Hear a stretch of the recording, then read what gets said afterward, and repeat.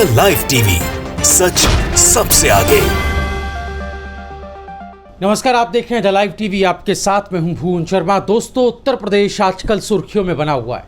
सिर्फ योगी, मोदी, बीजेपी, संघ की आपसी लड़ाई और खींचतान को लेकर ही नहीं, बल्कि उत्तर प्रदेश में योगी जी की सरकार के जातिवाद अभियान को लेकर भी। जी हाँ, यही आरोप लग रहा है सीएम योगी की सरकार पर कि वो सूबे में ठाकुरों का वर्चस्व बढ़ाने के लिए सरकारी शासन प्रशासन के साथ साथ सरकारी नौकरियों में भी ठाकुरों को ही आगे बढ़ा रहे हैं। और यह आरोप दरअसल विपक्ष नहीं बल्कि खुद भाजपा के विधायक ही लगा रहे हैं। उस विधायक और उसके आरोप पर आने से पहले आपको थोड़ा सा डिटेल में बता देते हैं कि यह मामला है क्या।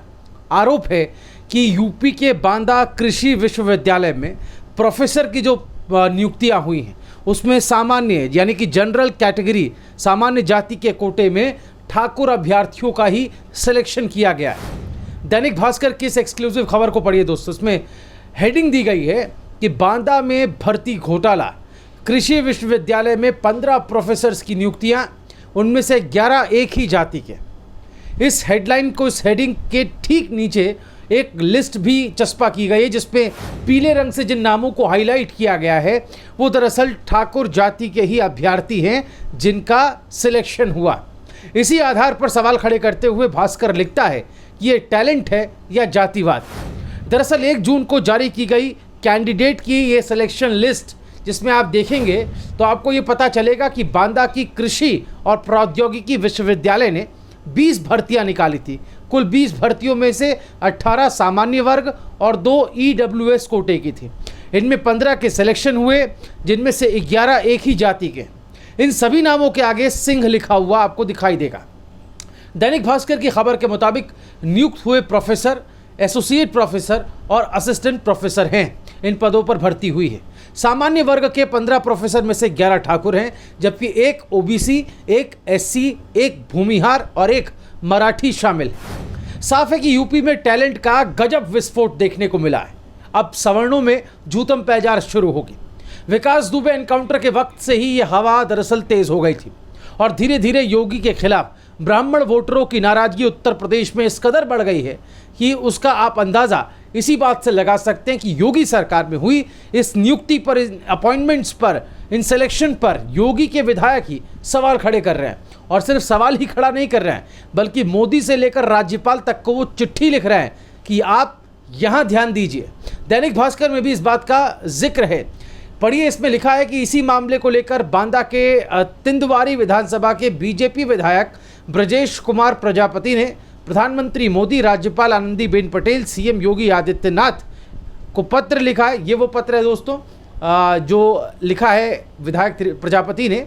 इसमें उन्होंने रोस्टर आरक्षण का नियमानुसार अनुपालन न किए जाने की शिकायत की है, कंप्लेंट की है। इसके लिए उन्होंने कहा कि जो इसके लिए विज्ञापन निकाले गए हैं इसमें भी गंभीर अनियमितताएं हैं।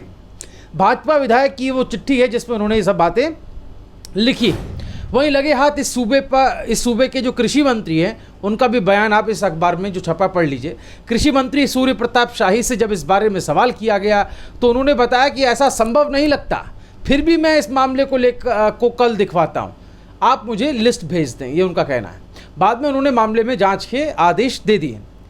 जांच जब होगी तब होगी, जांच में क्या निकलेगा ये वक्त पर है। वैसे भी देश की जनता को अब जांच वांच पर ज़्यादा भरोसा रह नहीं गया।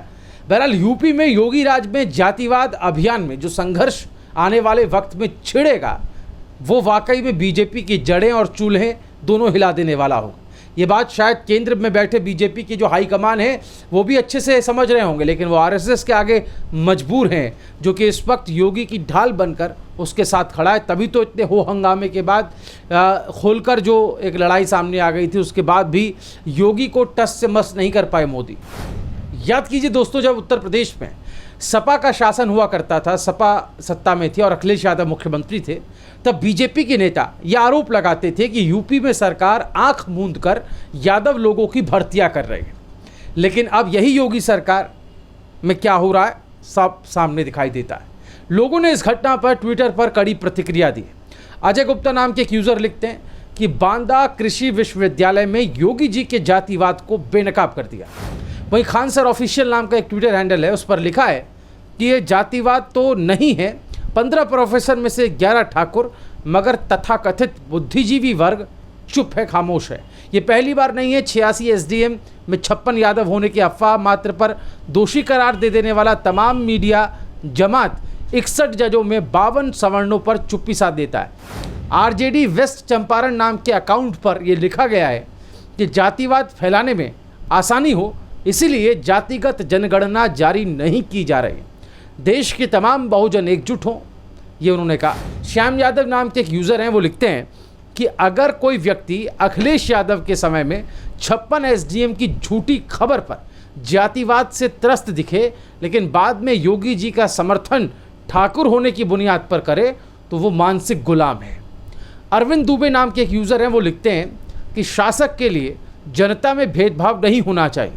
वोट सबसे लेकर केवल ठाकुरवाद के ठसक में ज़्यादा दिनों तक टिके नहीं रह सकते हैं। पुष्कर पाल नाम के एक यूज़र हैं, वो लिखते हैं कि लंबे समय से नौकरियों में जातिवादी आधार का आरोप लगाकर बीजेपी अपनी सियासी रोटियां सेकती आई है। अब योगी सरकार उसी पैटर्न पर चल पड़ी है।